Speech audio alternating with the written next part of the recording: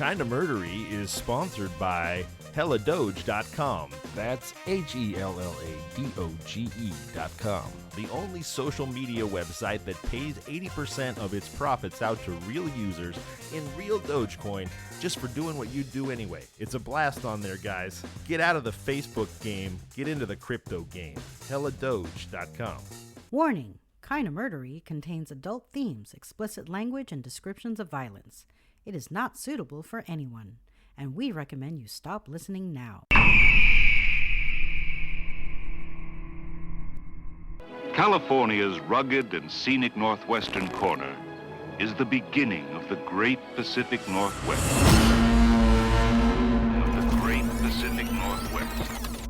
A region of untamed and primitive beauty. Humboldt County Sheriff's Department has now joined efforts with the Arcata Police. Growers living off the grid. Humboldt County also has the highest rate of missing person cases in the state, where 60% of marijuana is grown in the United States. There's a lot of evil here. A lot of evil.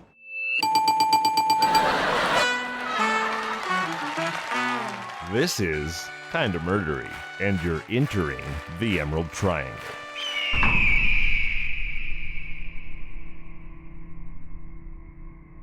Wow, that was nuts. Hey everybody, welcome to Kinda Murdery.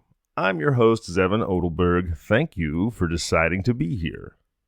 Before we get started, I wanted to give a quick shout out to the good folks in Tulsa, Oklahoma. Kinda Murdery podcast is hosted by Audio Boom, and through the analytics page, I can see where people are listening to Kinda Murdery, and Tulsa's been listening a lot lately. So thank you, Tulsa. And if you live in Tulsa and you like the show, please email us at kindamurdery@gmail.com, leave a review, or reach out on social media. I'd love to hear from you. I just wanna talk to you. As you know, this last Thursday was St. Patrick's Day. And so I wanted to do a St. Patrick's Day themed episode, which means today we're going to leave the Emerald Triangle and instead head to the Emerald Isle for a story that begins in Moville, Ireland. Moville is a little coastal town of approximately 1,500 people on the northern tip of Ireland. It's the first stop on a tour known as the Wild Atlantic Way. But for the purposes of our story, today the important thing about Moville is that prior to the year 1960, it was home to an 11-year-old girl named Virginia Campbell. And also crucial to our tale is the fact that Moville sits in the northern Irish county of Donegal. And County Donegal is the heart of Leprechaun country. Today I bring you a story that appeared in newspapers from England, Scotland, Ireland, Canada, and the United States, beginning in December 1960, and again as recently as last November 2021. It is the story of Wee Huey. That's right, I said Wee Huey. And it's the closest thing we have to hard evidence proving to fairy skeptics the world over that the wee folk, that's right, I am talking about leprechauns, and perhaps poltergeists too, are as real as you and me. But before I dive into this tale of paranormal preteen terror, or at least mean-spirited spiritual pranking, I need to introduce you to my guest today. He's the bard of the badass, a raconteur of horror and revulsion, a troubadour whose tales are as tall as the state from which he hails. It's the zombie master himself, Texan Tim Mullins from HHH Media. Hey Tim, how you doing today? Thanks for being here. Thank you very much. Quite the greeting. You've earned it, my man. HHH Media, that stands for Hillbilly Horror House, am I right? That is correct. Not to be confused with Hillbilly Horror Stories, hosted by Jerry and Tracy Pauly, although Jerry did introduce the two of us. Yeah, that's for sure. And we actually got our start because of Jerry. Jerry's a wonderful guy. He's so supportive. What a great friend to me and you and so many podcasters. Now, Tim, you do, and I listen and I love them, you do larger-than-life, fully cinematic radio dramas, like Orson Welles, basically, right? Correct. And the current Hillbilly Horror House show that's out right now is an apocalyptic zombie drama called Solo. So tell us a little bit about Solo. Solo. That's an interesting little story there. Solo actually started out as a space filler. We were at the time running the original Hillbilly Horror House, and we were between season 1 and season 2. And basically, I didn't want no dead time. So in between, I created something called Solo. And at the time, it was unscripted.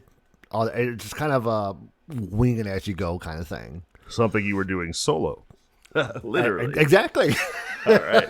Because usually you have a fully scripted show with actors, sound effects, the whole deal. Oh, absolutely, absolutely. And that's actually how Solo is now. Solo is fully scripted now. Everything's planned out the way it is. And basically what it is it's about a man who woke up in the zombie apocalypse and trying to make it and just has all kinds of bad luck. Yeah, well, I can tell everybody, I've listened, I love it. In fact, we were lucky enough, as Kind of Murdery, we released the 1-hour special first season of Solo as a special Kind of Murdery episode.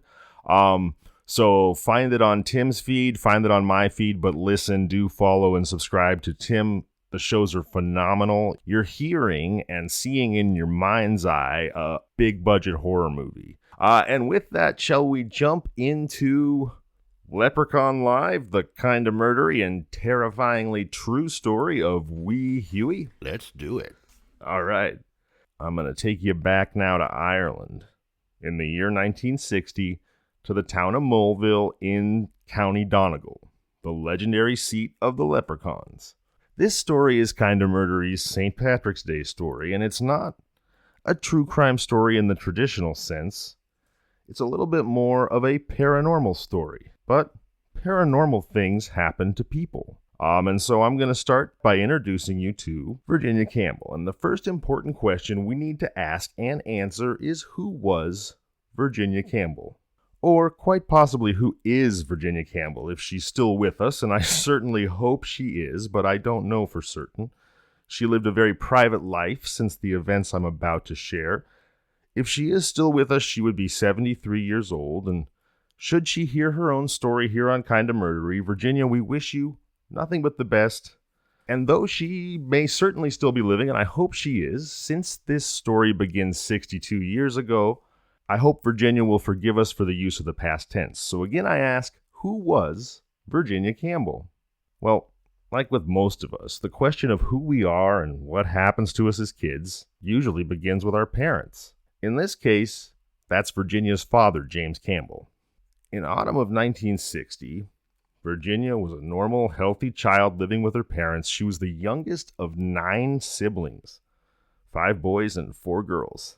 My mom growing up, she born and raised in Mississippi. My grandfather owned a black eyed pea farm for the military. And including her, they had 13 kids, 2 sets of twins. Holy moly. Well, that's a lot of little hands to work the farm, I guess, huh? That's exactly what it was. Pawpaw was a little busy. Yeah, then he could keep the kids busy picking black-eyed peas while he kept getting busy and making more pea pickers, right? It didn't stop there, trust me. As those kids grew up, they had children, obviously. And who went to work after that? All his grandchildren. Oh, did you used to work on the black-eyed pea farm too? Unfortunately, yes. And to this day, I refuse to eat any kind of peas. I like black-eyed peas, actually. It's funny. I am like the world's least picky eater. I pretty much like everything that's not rotten or moldy. I even like most moldy cheeses. But the one thing I'm just not crazy about is green peas. I do love pea soup, but just like peas on a plate, I'll pass if I have a choice. I don't do vegetables. I'm not a rabbit. I'm sorry. Well, they got a lot of good steak in Texas, so I guess you're in the right place. That's actually what we're doing tonight. Oh, awesome. I'm jealous. So let's get back to the story here. So as I said, it's autumn of 1960. Virginia, youngest of 9 kids, living with her family in a whitewashed cottage perched on the wild, wind-whipped coastline of County Donegal. in the small town of Moville in Northern Ireland. So her father James decides to sell his croft. Now that's a word I had to look up. A croft is a small plot of farmable land in Ireland. He decides to sell the farm, move the family to Scotland. Now perhaps it would have been better if he'd cleared his plans with wee Huey first. Always better to stay on the good side of supernatural beings, right? It helps. It does. I gotta ask you, as a storyteller who's always delving into the world of horror and the paranormal, have you or your family or anyone you know ever had first-hand experience with the supernatural? Oh, brother, you're opening a door you do not want to open. Well, if there's that many, just pick one and tell us about it. Man, where to even start? Holy crap. I guess my first one, we were living in Illinois. My dad was military. And we decided to live off the base for the first time. And we lived in a little place called Diamond Lake. And my mom and dad got the great deal on this house. Good house, good big house. And I was probably maybe 9 years old.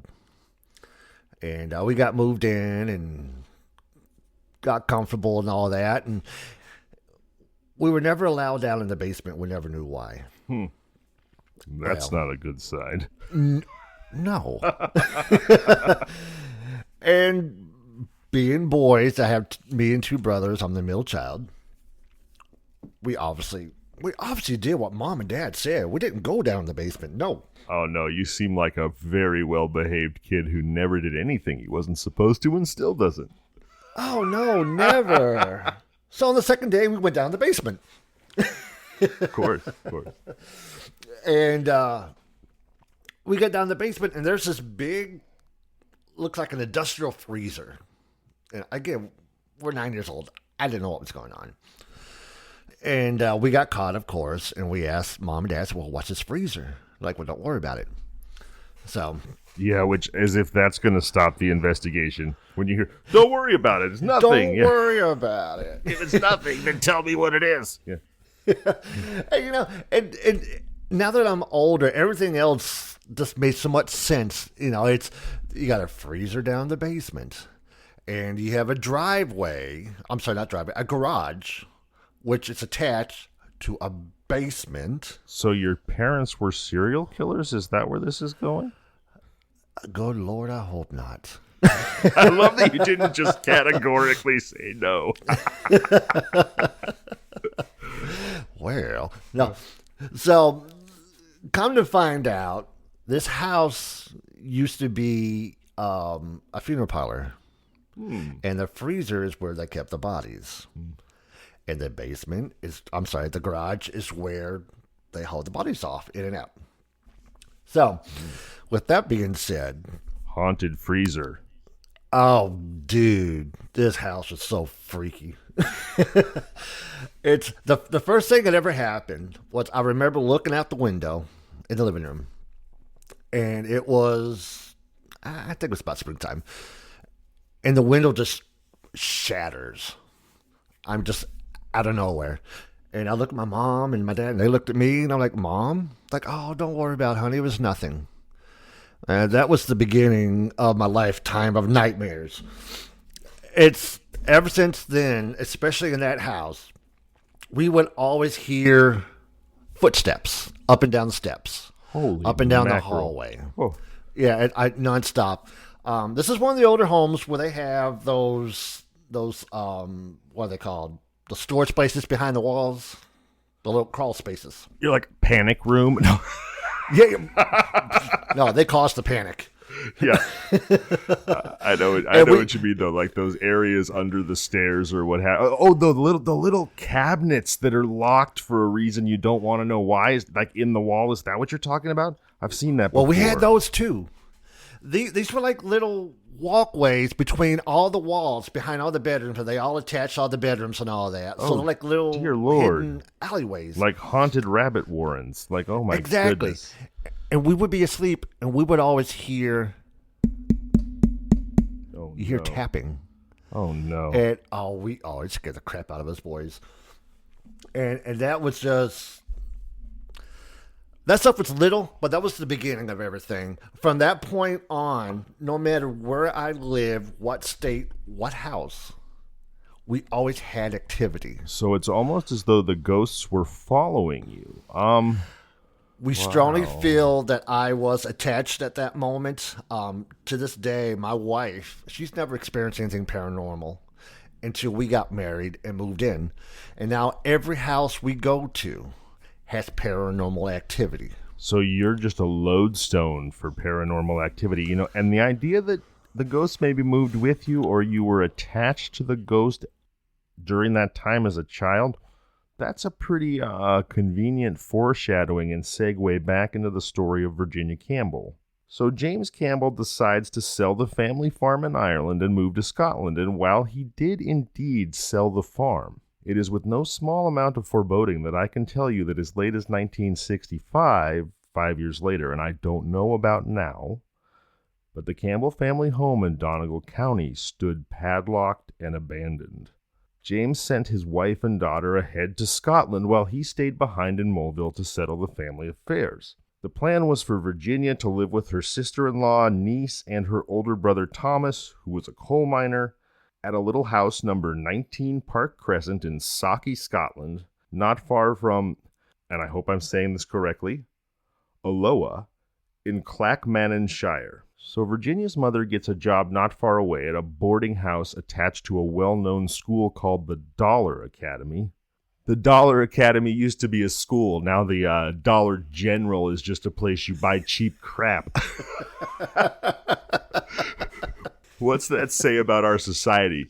Dollar used to be education. Now it's just like tampons and shitty candy. Yeah. So every weekend, Virginia's mother would take the bus to number 19 Park Crescent to visit her daughter. Now at first, the uprooting of her life did not seem to affect Virginia at all. She showed no obvious distress from the move.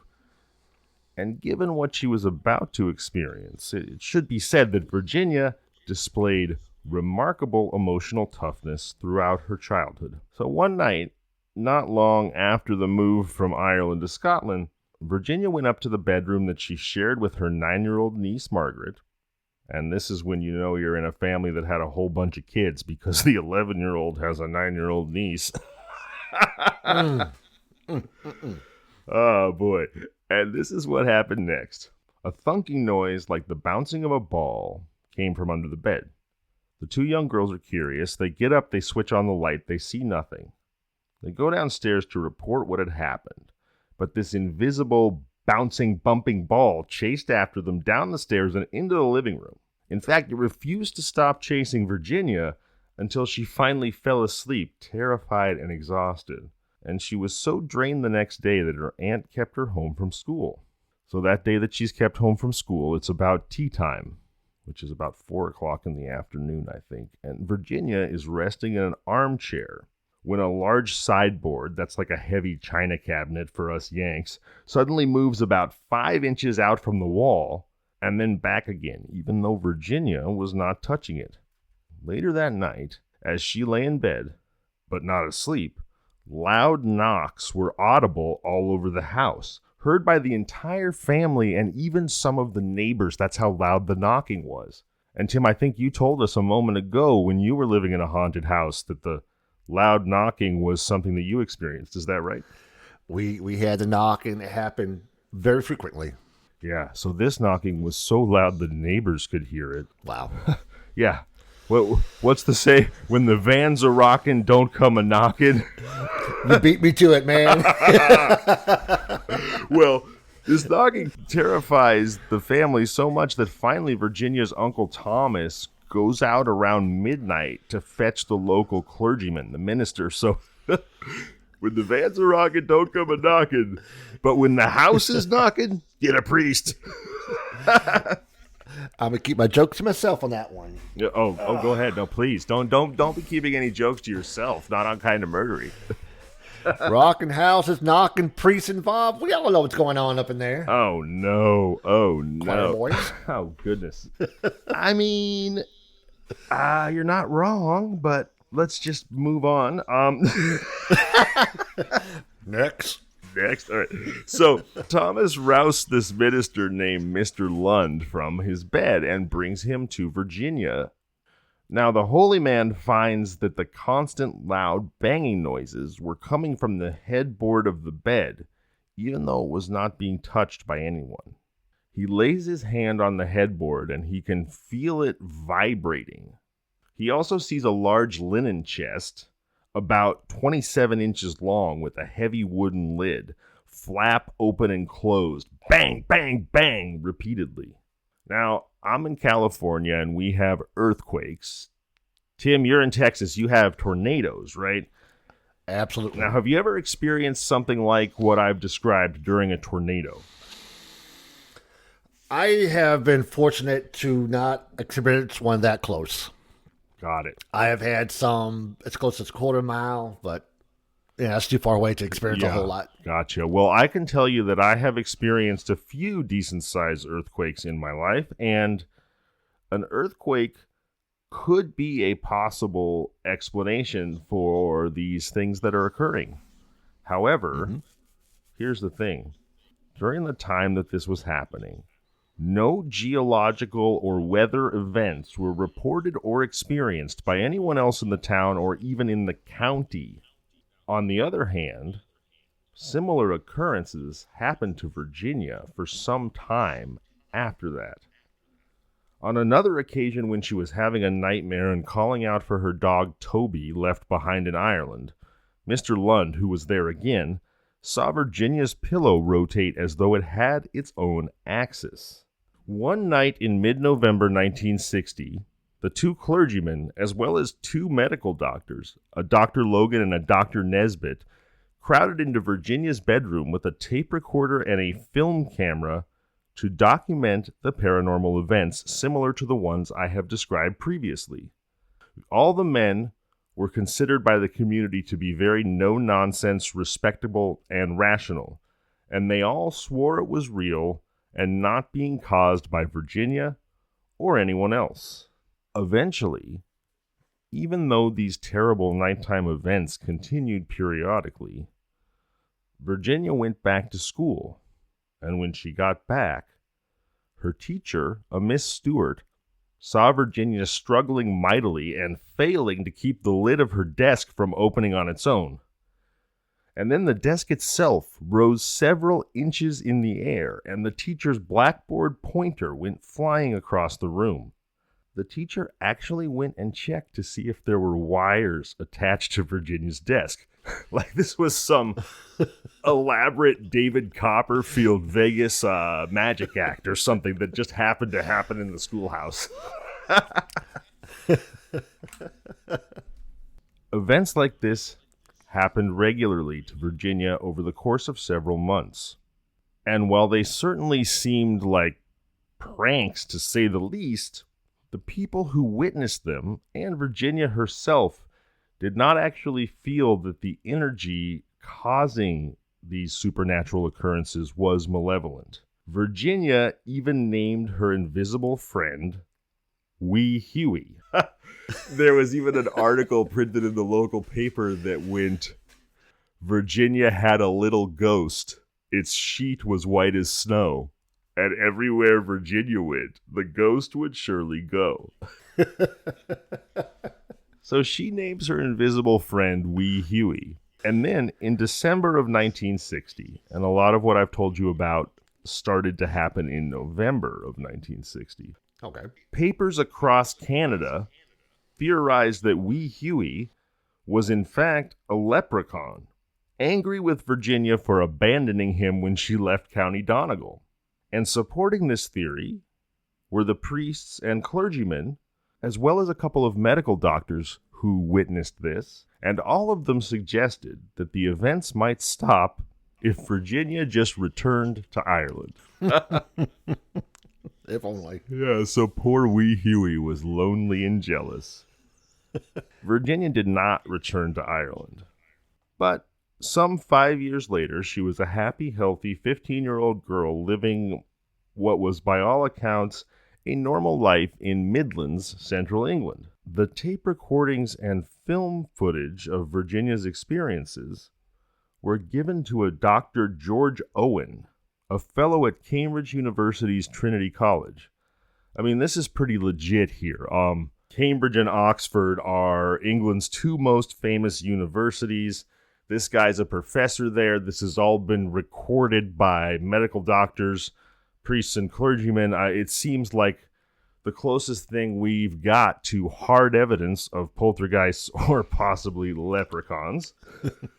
So, these recordings are given to Dr. George Owen, a fellow at Cambridge University Trinity College. He studies the case intently, and he writes a book entitled, Can We Explain the Poltergeist? For this book, he receives one research award from Duke University in North Carolina, home of a loved by a few and hated by many basketball team, and another award from the Parapsychology Foundation of New York City. And as for explaining poltergeists, or perhaps an angry leprechaun named Wee Huey, this is Dr. Owen's conclusion. Virginia was 11 at the time of the move, and she was going through puberty when her family left Ireland. The poltergeist events began and continued for some time, and it seems that Virginia's paranormal tormentor would become especially relentless every 28 days. When Virginia was particularly emotionally distressed.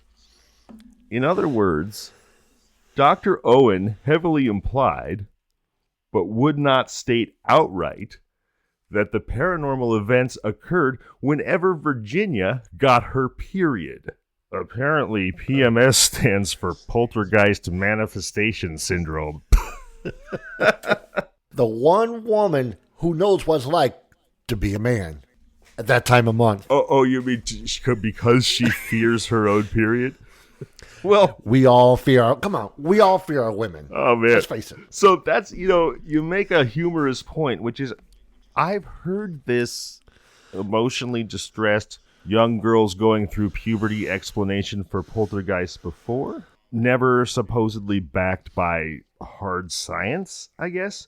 But what I find funny, and Tim, you alluded to it here just now, is that men have always been terrified of periods and women with their periods, right? So the scientific, in air quotes, explanation for an angry ghost is, watch out, that girl's got her period.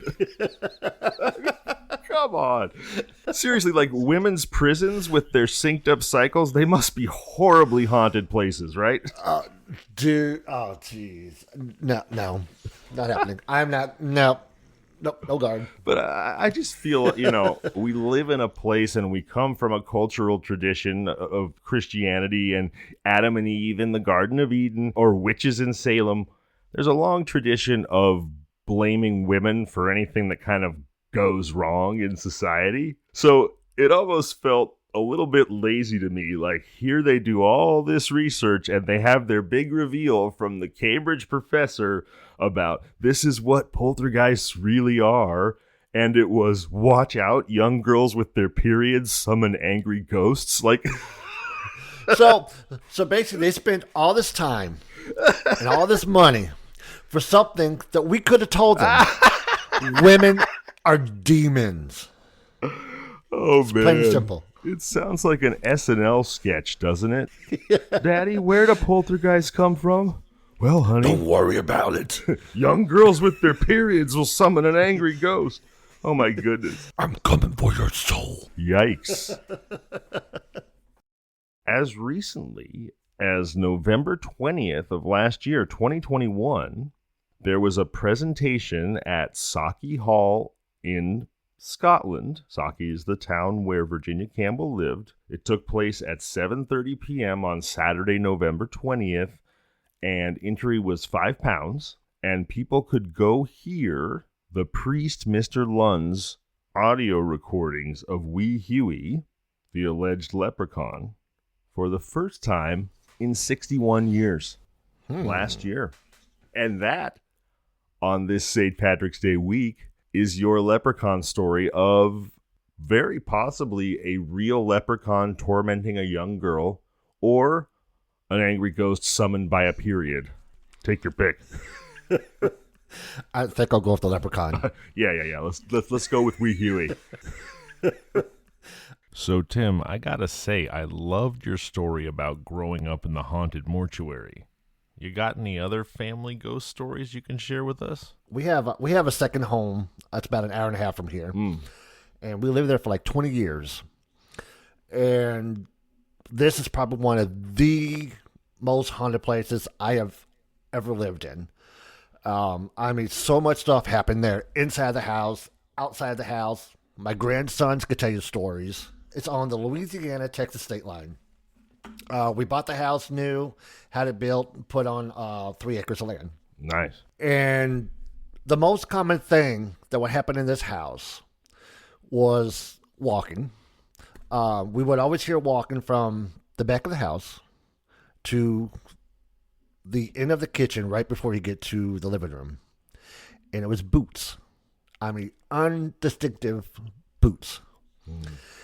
And if they weren't walking in the house, we would hear them on the front porch. They were walking. And they would knock on the door. Oh, jeez. Yeah, well, being the paranormal freak I am, I know, do not answer that door. Do not invite them. So if you're in the horror movie, you never go down into the basement. Oh, no, never. Just when you were a kid. Yeah, do not invite them in. That's right. Yeah, but... So we opened the door. No, I'm kidding. Yeah, but this is Louisiana. Might they be vampires? Too far north, but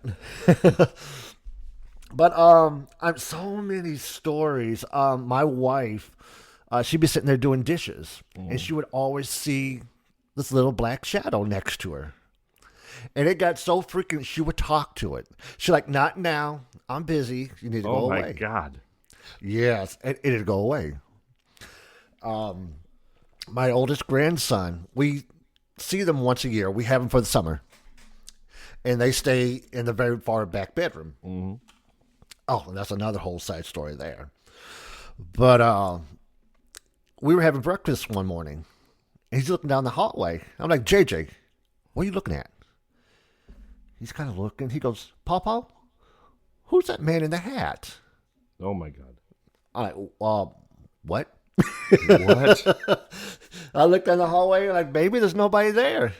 There's a man in a hat right over there. Like, okay, let's end this dinner. Yikes. And just recently, I actually had this on, I think it was last year I had on my podcast. I had him on. And we're talking about the house. And he goes, Pawpaw, do you remember that room I stayed in at your house? I'm like, yeah. He goes, I need to tell you something. I'm like, go ahead. He goes, when we would stay in there, he says, every night, the door, okay, the room had its own bathroom. He said, every night, that door opened up by itself. He said, and we would sit there and watch a black blob crawl from on the top of the door and into the upper corner in the bedroom. What? Yes, that's what I said. I'm like, what? He goes, it was just a black blob. It would just sit there and stay there all night. Oh, my God. And this is the bedroom. My older brother, huge skeptic. And I take it, obviously, you don't have a giant black cat in the house. We're dog people. Okay. We don't like cats. Yeah, okay. Continue. Your brother, who's a huge skeptic. My brother, massive skeptic. Listen to your podcast. Hi, Mike. And hey, Mike. He's afraid. I told him this morning, I'm going to be on Kind of Murder. He goes, hey, I listen to that. Oh, awesome. Well, thanks for listening, Mike. Where's Mike located? He's in Mississippi. I appreciate you, Mike. Thank you so much. So, and he could verify some of these stories. And so he stayed in that room one night, like a huge skeptic. And I'm like, dude, you don't want to stay in that room. We're fine. I got this. I'm like, all right. So the next morning, I'm in the kitchen, and I'm cooking breakfast, and he comes ripping out of there. I'm like, dude, what's wrong with you? He goes, ha, ha, ha, real funny. What are you talking about, bro? He goes, you had to rip the sheets off me, didn't you? I'm like, what?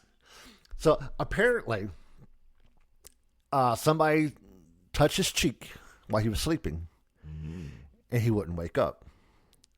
So apparently, whoever's in the house ripped the sheet off of him. He came running into the kitchen, and he refuses to sleep back in that room. Oh, man. Oh, man. My mother, preacher's wife, does not believe in paranormal, period. Refuses to sleep in that room because she's been touched. So my wife. There's like a creepy molesto ghost in that room. Just touching, if you ask me, I think people. I think it's me in the future. Oh my gosh! It goes to your future self. So what? My future goes. What happened?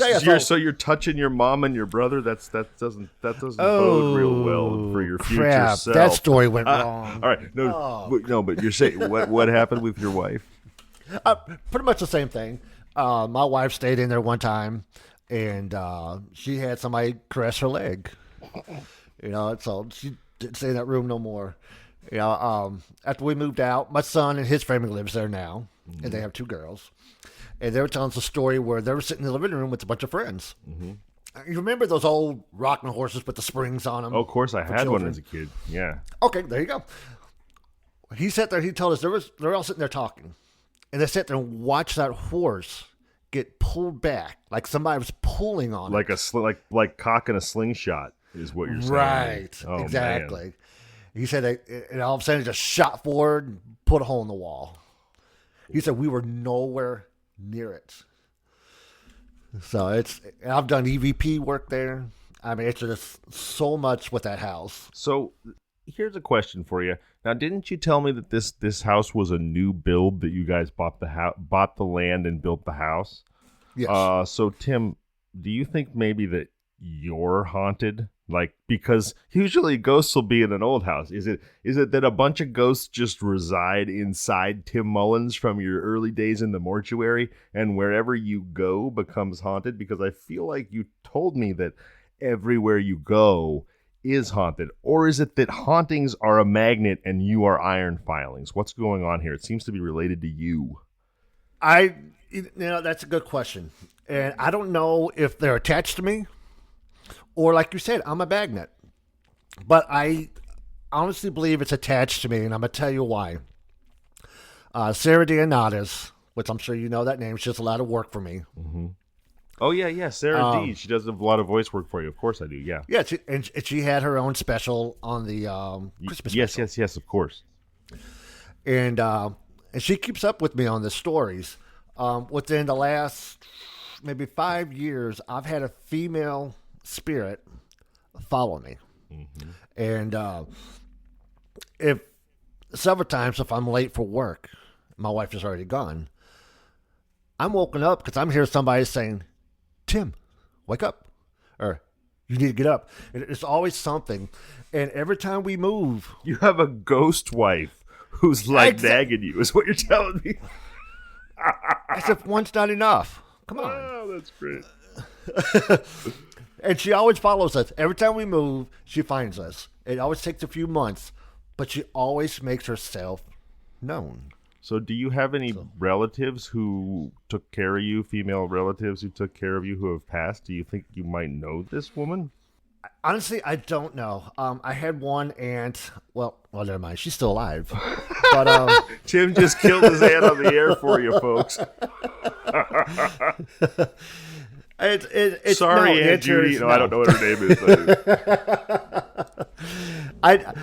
I strongly feel it is a spirit from somewhere I've been before. It's just attached because, my haunting started early at 9. I did early investigations while I was stupid. I didn't know better to do protection prayers and all that. I did bring stuff home. I know that. Yeah. So it's really hard to say. I don't know, but it's been happening for so long. We've gotten used to it. You just have a ghost family. It's like the Munsters, except a little less corporeal. Exactly. And the good thing is, they listen a whole lot better than my children. Oh, that's fun. So it sounds like you have regular ghosts and regular hauntings, but nothing like too actively malevolent. Everybody's absolutely just not. kind of hanging out. That's exactly what it is. They hang out, and like I said, they listen. We lay the rules down. Again, with the house on the state line, we say, look, y'all can stick around. You're not bothering us. You're not scaring nobody else. Just a few rules. Stay out of the bedroom. Yeah. That's mine. Stay out. And there was one time where I was taking a shower. Oh, God, stay out of the shower for sure. Ooh la la. But, oh, no. And we had that privacy glass where you really can't see anything, just shapes. And I just happened to look out, and I see a shadow. I'm like, dude, seriously? Rule number 1? Out. And it disappeared. I wish my children would do that. Like I said, it seems to me like you just have kind of a pervy ghost in that house. Touching people's legs, sneaking into your bathroom while you're in there. He's the pervy ghost of Mullins Manor. Coming soon from Hillbilly Horror House. Yeah. The pervert ghost. Here's how I look at it. Okay, you know how they say dogs take on the personality of their owners? Yeah, you're pervy? Is that what you're telling us? Apparently, ghosts take on the personality of their owners. Maybe. Oh, my gosh. That is too funny. Oh, man. Oh, Tim, I love it. This has been so much fun. Thank you so much for being here. Thank you. I enjoyed it a lot. Me too.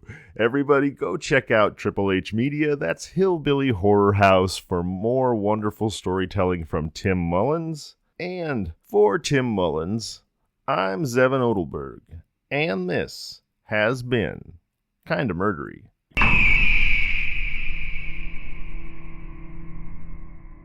Kinda Murdery, The Emerald Triangle, is created, researched, edited, produced, and hosted by Zevin Odelberg, with opening theme by Niall Madden and art by the Gin of Lang. Available now on all podcasting platforms. If you like the show, please subscribe, review, and tell your friends. You can find us on social media at Kinda Murdery or email at kindamurdery@gmail.com.